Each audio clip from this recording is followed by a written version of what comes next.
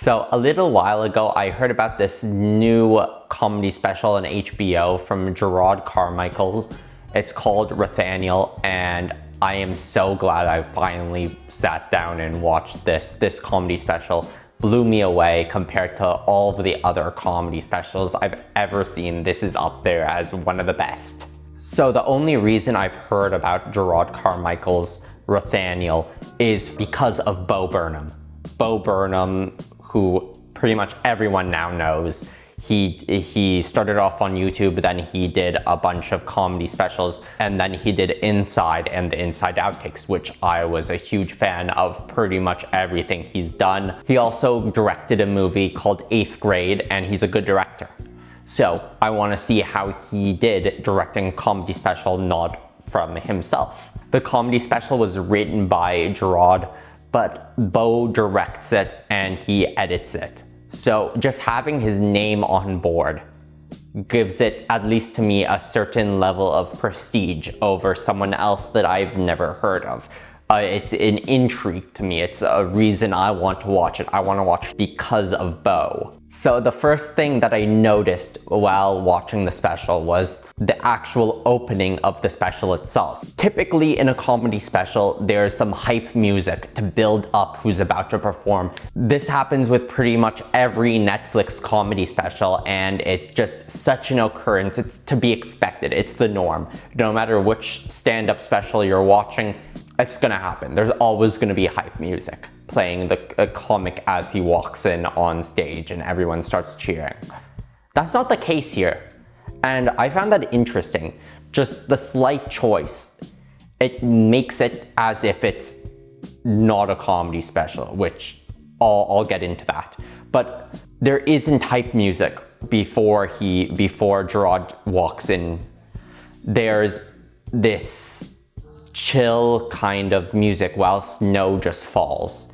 It's very unique and different from a standard comedy special, and that tells more than it should from the beginning. It tells the viewer that they are not going into a standard comedy special. They're going into something more than that. Snow is falling. It's very atmospheric outside of New York, and you see Jerrod walk on stage and sit down. There isn't any hype music playing for anything in this special, which I really like. It's a more caring, more close sound. I think the camera work is great and the editing is even better in this special. I think it is so well done here. First off, the color grading of this special gives like an intimate feel to the viewer. The audience, even though they are a part of this special, they're dark. They're all shadows pretty much. It's between you and Jerrod. The light shining on Jerrod with the blue shadows cast onto him. I'm not sure if that was stage lighting or post, but it was a great choice nonetheless. And his red shirt, his vibrant red shirt, contrasts with the blue shadows on his face from the lighting or from the editing. It is fantastic. He looks great.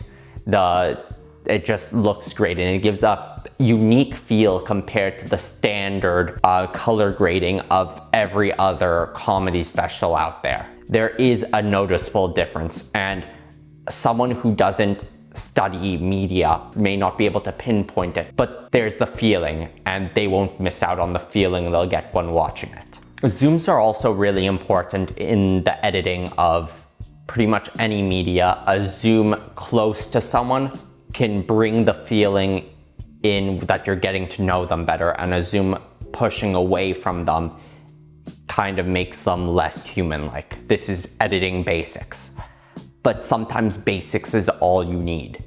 And the close zooms, the slow close zooms when Jerrod is talking, it really brings me or the viewer, anyone, to feel what he's feeling more so than if it's just a steady cam. The close-ups, all of that is great in this.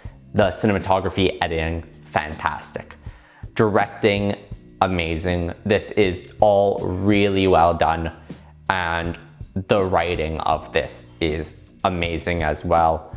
As I said slightly earlier, I touched on that the audience played a role in this comedy special, which is something I've never seen before in a special. Normally the comic would want the audience to not yell at them or not speak at them.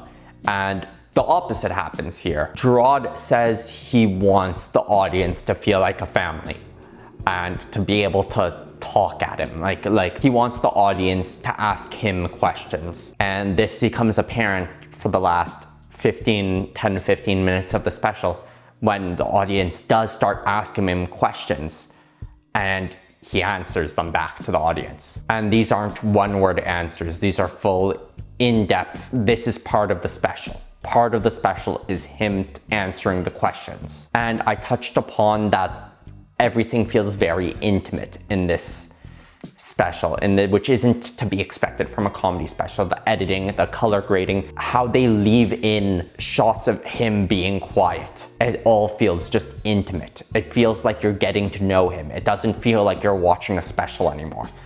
It feels like you're getting to know him. And that's amazing that it's able to do that with just a few cameras and silence. Jerrod says in the special that he wants to tell the truth because lies were such a big part of his life. He was surrounded by lies in his life, so the least he can do is tell the truth to an audience. And it feels more like a story that he's telling than a comedy special that he wrote and planned out from start to finish. But I'm saying this in the best way possible.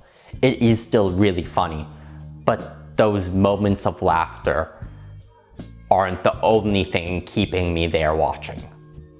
I like how he's presenting himself, how he's sitting talking to the audience. I like it a lot.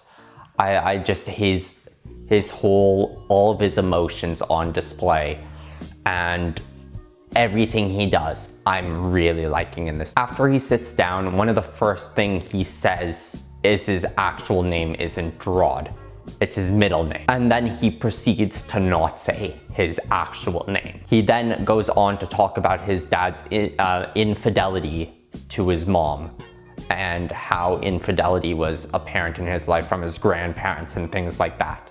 And he's still able to make it really funny. Then he goes on to talking about how he didn't want to keep secrets, and the biggest secret he kept in his life was that he's gay. And that not everyone in his life was approving of that. Everything, and his family life and the whole dynamic there, everything that's there, it feels real, it feels raw, it's actual emotion. It's not just he's trying to make these people laugh and that's all he wants to do. He's telling them a story. And the story, there are funny moments, but there are also sad moments, and it's just really great. I really like this. I really like this special, if you can't tell. This is one of probably my top comedy specials of all time, just from how unique it is as a special alone. I don't even feel right calling this a comedy special because it's not really that. It's kind of genreless while still being that special. It's not just straightforward comedy like another special you might find on Netflix. When he finally ends his special, he says his name's Rothaniel, which is the first thing he said when he came on stage, that his name isn't his actual name. It was a great conclusion, and I was waiting for that moment for the entire special, and it had a big payoff in the end.